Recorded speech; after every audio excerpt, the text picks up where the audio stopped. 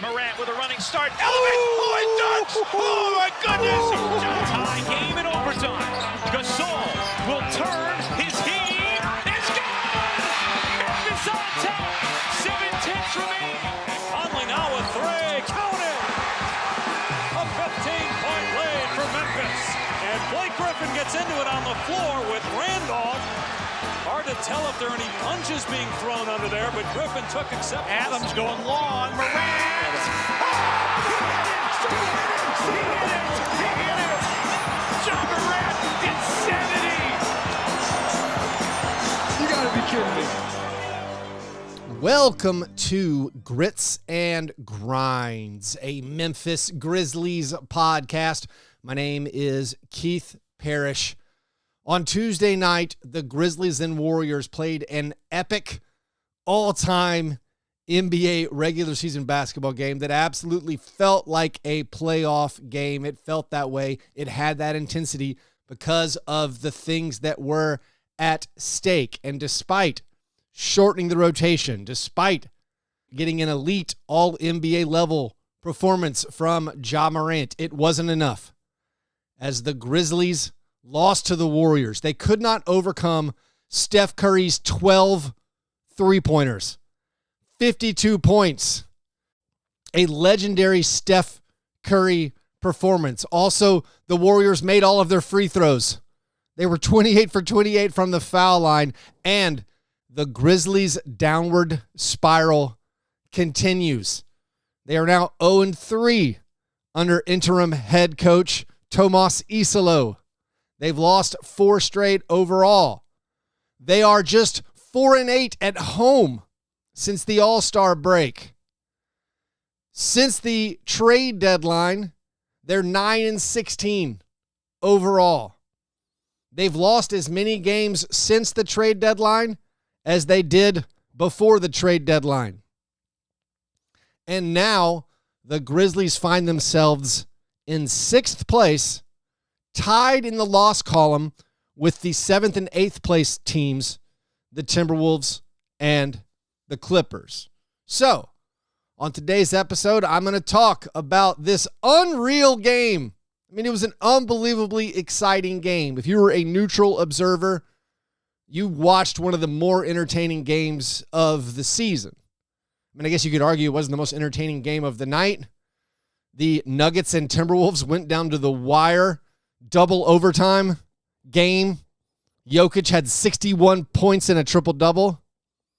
I mean, Steph Curry maybe didn't have the best game of the night with his 52 points, 10 rebounds, 5 steals, 12 made threes. I would say maybe he did, but it doesn't really matter.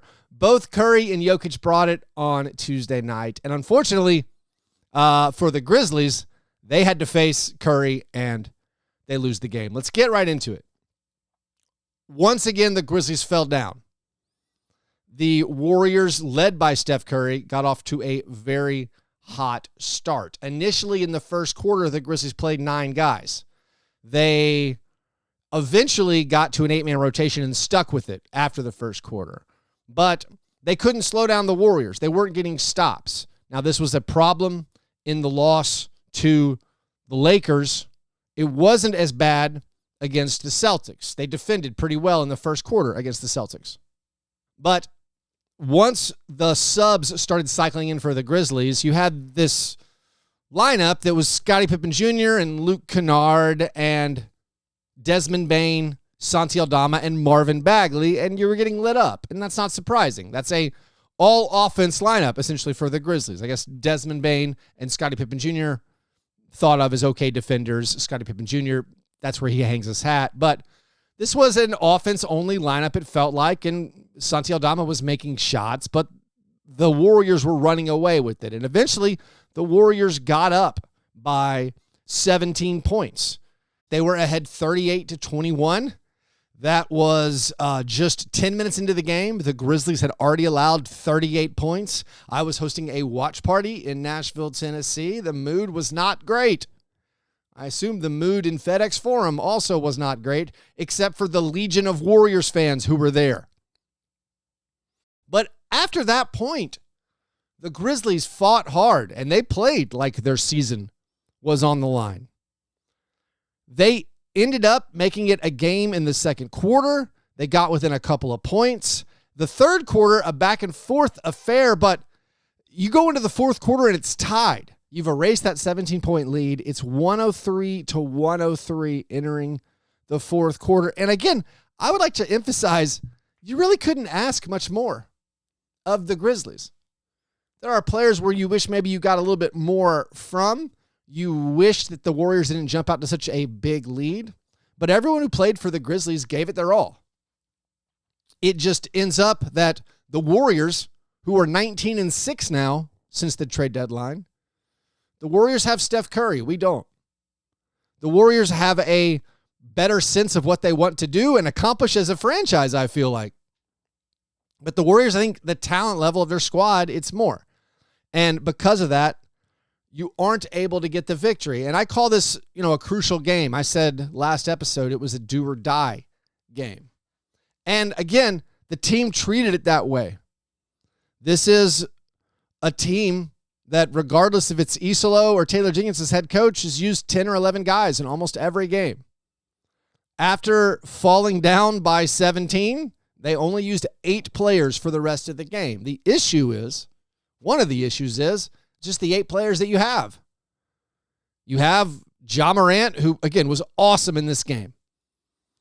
Fantastic game from Ja Morant. Now, he didn't close the game in the best fashion. We can nitpick that.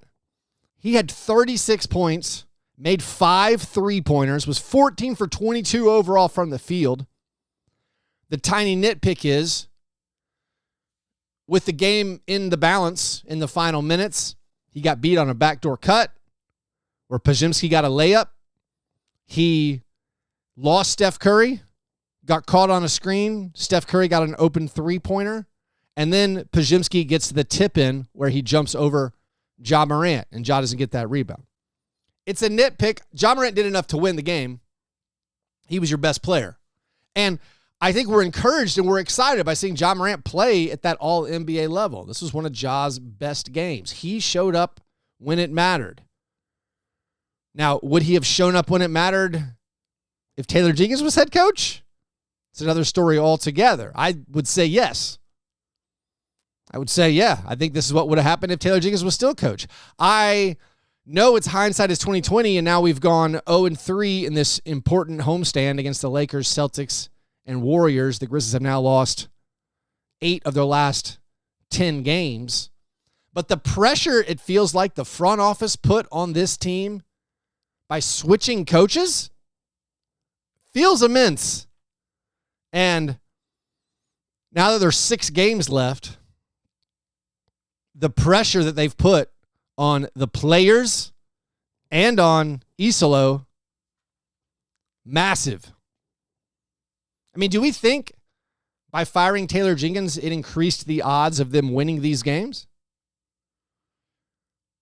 Hard to say, but to me it feels like no, just because of the awkward situation. Maybe you've put everybody in.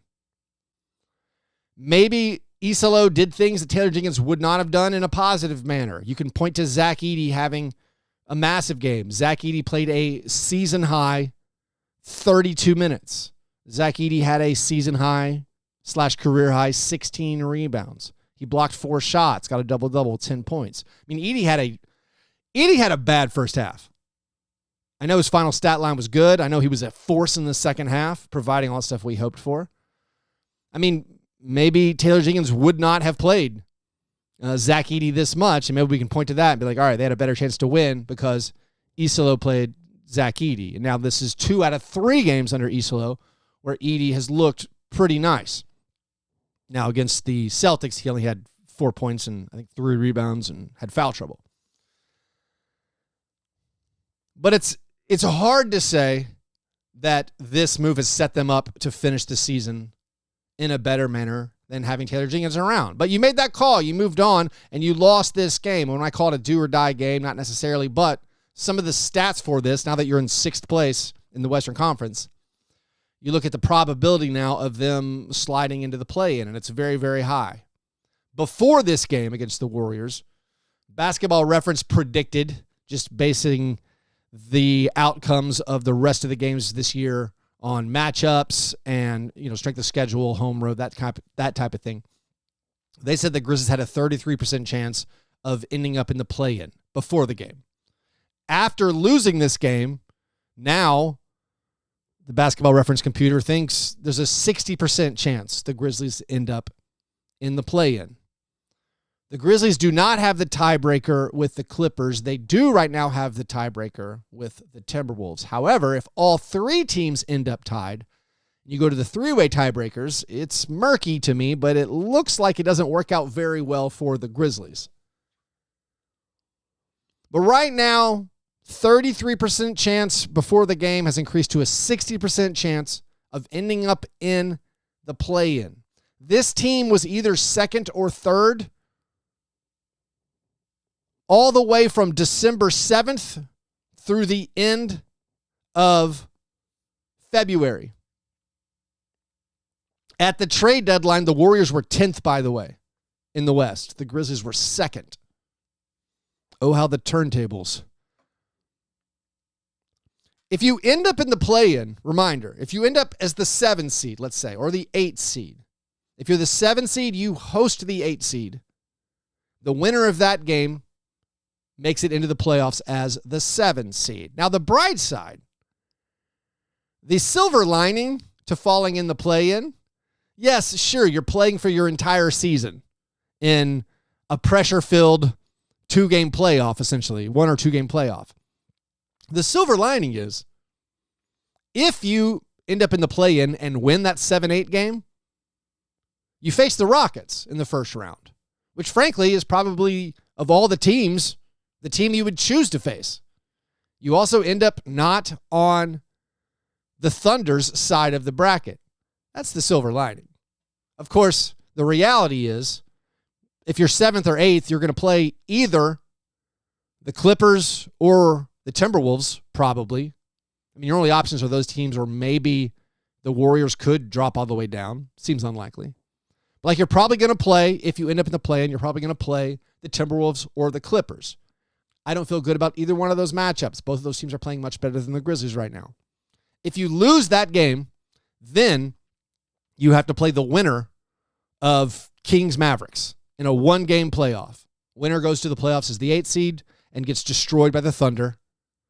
Loser goes into the lottery. By the way, the draft pick that the Grizzlies used to salary dump Marcus Smart, it's increasing rapidly. When they sent it to the Wizards in this, I think, ill-advised salary dump, they thought, all right, this will be like the 25th pick, maybe 25th or lower. Right now, it's the 20th pick. It looks like it's going to end up being somewhere between the 15th and 20th pick. I mean, trading the 16th pick in next year's draft to salary dump a rotation player, it's appalling. But anyways, going back to the 8-man rotation and me thinking just the 8-man rotation, why I like that they shortened it and they played their best players as much as they could, I think you have to look at which 8 players played. Ja Morant, Desmond Bane, Jaren Jackson Jr. That's your big 3. It's been your big 3 for 4 to 5 seasons where you were sure these were our guys. Couple of all-star players and Desmond Bane, a near all-star level player. Who are the other players that you put around them? Who are the other players that you were playing in this 8-man rotation in this virtual playoff game with your season on the line? Okay, you played Santi Aldama and Luke Kennard, and then rookie Jalen Wells, rookie Zach Edey, and Scottie Pippen Jr., a guy promoted off of a 2-way this last year. They did the best they could. I mean, I know people are a little upset, like Santi Aldama. Why is he in there over Zach Edey closing games? I mean, it's an offense-defense trade-off. Santi Aldama kept the Grizzlies hanging around by making 4 out of 6 3-pointers in this game. Scored 18 points, 6 rebounds, 1 assist, 1 steal. Yeah, he takes stuff off on the defensive end. Would have they have been better with Zach Edey? I'm not sure. I think a lot of people are convinced that Edey could have had a better chance. I mean, Edey was also in there for crucial plays. One of the biggest plays of the game with the Grizzlies losing by a few points, final possession after a timeout. Coach Isolo draws up a play, a little 2-man game between Ja and Edey. Ja Morant turns it over, trying to pass it to Zach Edey. Jimmy Butler understands what's happening, steals the pass. I mean, Jaren maybe could have been better. Jaren looked really tired in the fourth quarter. Jaren played almost the entire third quarter. He did that after picking up 2 fouls early in the game, so he gets in foul trouble once again in the first quarter. Both fouls seemed like things he maybe could have avoided. Draymond Green, sort of encouraged him / called him out / made fun of him after the game, saying Jaren has to avoid that foul trouble. But Jaren was in foul trouble early. He ends up playing almost the entire third quarter and picks up his 4th foul in that third quarter. Credit to Tomas Isolo for actually starting Jaren on the court to start the fourth quarter with 4 fouls. Good. Thank you for not holding him until the very end. Your season depends on it. Play Jaren. Jaren survives until he finally picks up his 5th foul. But at that point, he'd already missed a lot of open three-pointers. It felt like the Grizzlies actually could have built up a lead. I think Jaren was tired. And this goes back to okay, we've been playing our guys lower minutes, hoping they play at a higher intensity. Well, now we need them to play more minutes, and are they worn out? Makes you second guess a lot of the decisions that have happened all season about keeping the minutes lower. But Jaren had 22 points, 7 rebounds, a steal, and a block. Bane, one of the only guys to come through with a big three-pointer in the fourth quarter. The Grizzlies only made 3 out of 13 three-pointers in that fourth quarter. They only scored 22 points. In the 3 losses under Isolo, they have an 88 offensive rating in the fourth quarter, and their defensive rating is over 120. Like, you're losing these games. All right, you could say you're losing the games in the first quarter, so 2 of the games where you give up a ton of points. But when it comes down to crunch time, you're unable to score. The offense dries up. You're not making the shots. And that's been the case now for all of these games. Like, Jaren missed all 4 of his fourth quarter three-pointers. Closing the game, you had Scottie Pippen Jr. You had Jaren, so you had your big 3. And in this time, it was Scottie and Santi. Although Zach Edey did sub in sometimes. After Jaren fouls out, that was another big play. Jimmy Butler gets Jaren Jackson Jr. in the air. Jaren fouls out, so Zach Edey comes back in. But I keep going back to, these guys are pretty good. But our top 8 right now, it's not as good as the other team's 8 guys. And some of the guys you thought that were going to be there, not even talking about like Marcus Smart trades, you thought you'd have Gigi Jackson and Vince Williams Jr. And Gigi Jackson's out of the rotation. Vince Williams Jr., they tricked us. It felt like, once again, they were messing with us. It looked like Vince Williams Jr. was going to play his first back-to-back of the season. He was not on the injury report, but then he gets ill. He missed the game due to illness. So no Vince Williams Jr. when you need him. Also, look at the roster. When we talk about who are the players you have around Jaren and Ja and Desmond, another way to look at it is you're spending $25 million this year on Marvin Bagley, Johnny Davis, and John Conchar. John Conchar also missed the game. Like, that's what you're using your salary on. How do those guys help you? Marvin played 3 minutes in the first quarter. Of course, Johnny Davis has been waived a long time ago. Conchar, not part of the rotation / missed this game with injury. But anyways, now you have 6 games left. You go on this road trip. You play the Heat, you play the Pistons, you play the Hornets. Then you're home for a huge game against the Timberwolves. And then second out of a back-to-back, you have to fly to Denver and play the Nuggets. Then final game of the year is the Mavericks. You probably need to win at least 4 of those games. 4-2, you might be good. You absolutely could win all these games. I think if you play with the effort and the intensity that you showed on Tuesday night, you'll probably get the results you want in those final 6 games. And then we'll see what happens after that. Anyways, that's all I have time for this morning. Thanks, everybody who came out to the watch party in Nashville. Thanks, everybody, for listening. Please tell your friends about the show. Maybe give me a 5-star review on whatever podcast app you're listening to this on. If you want to support the show further, you go to patreon.com/fastbreakbreakfast. You can join my listener Slack channel. You can get a bonus episode I recorded with Dave DeFore on Monday. All of that is at patreon.com/fastbreakbreakfast. All right. Hope you have a great day. I'll talk to you soon. Go Grizz.